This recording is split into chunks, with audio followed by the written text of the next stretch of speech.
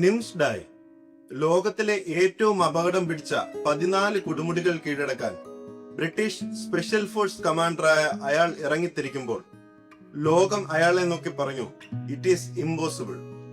എന്നാൽ തന്റെ ഭ്രാന്തൻ സ്വപ്നത്തിന് അയാൾ നൽകിയ പേര് പ്രോജക്ട് പോസിബിൾ 14-7. -40 തണുപ്പിൽ ശ്വാസം കിട്ടാത്ത ഡെത്ത് സോണിൽ മരണത്തെ മുഖാമുഖം കണ്ട് അവൻ പോരാടി. മുൻപ് 7 വർഷമെടുത്ത് പൂർത്തിയാക്കിയ ദൗത്യം വെറും 6 മാസവും 6 ദിവസവും കൊണ്ട് പൂർത്തിയാക്കി അവൻ അസാധ്യമായതിനെ സാധ്യമാക്കി. കേവലം റെക്കോർഡിനു വേണ്ടി ആയിരുന്നില്ല അത്.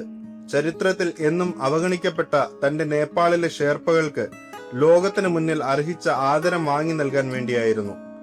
ആ കൊടുമുടികളുടെ നെറുകയിൽ നിന്ന് അവൻ ലോകത്തോട് ഉറക്കെ വിളിച്ചു പറഞ്ഞു, Giving up is not in the blood, sir. It's not in the blood. തോറ്റുകൊടുക്കുക എന്നത് നമ്മുടെ ചോരയിലുള്ളതല്ല.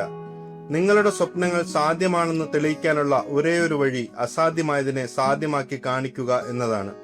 ഒടുവിൽ ലോകത്തിലെ 14 കൊടുമുടികളും 2ാം തവണയും കീഴടക്കുക എന്ന അടുത്ത വലിയ ലക്ഷ്യത്തിലേക്ക് കുതിക്കവേ പാകിസ്ഥാനിലെ ബ്രോഡ് പീക്ക് കയറുന്നതിനിടെ 2026 ജൂലൈ 30-നുണ്ടായ ശക്തമായ മഞ്ഞിടിച്ചിലിൽ അകപ്പെട്ട് ആ ധീരയോദ്ധാവ് പർവ്വതനിരകളിൽ വീരമൃത്യു വരിച്ചു.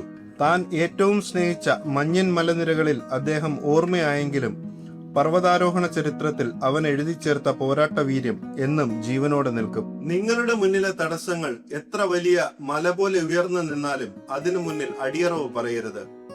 ലോകം അസാധ്യമെന്ന വിധി എഴുതുന്നിടത്ത് നിന്നാണ് നിങ്ങളുടെ പ്രോജക്ട് പോസിബിൾ ആരംഭിക്കുന്നത്.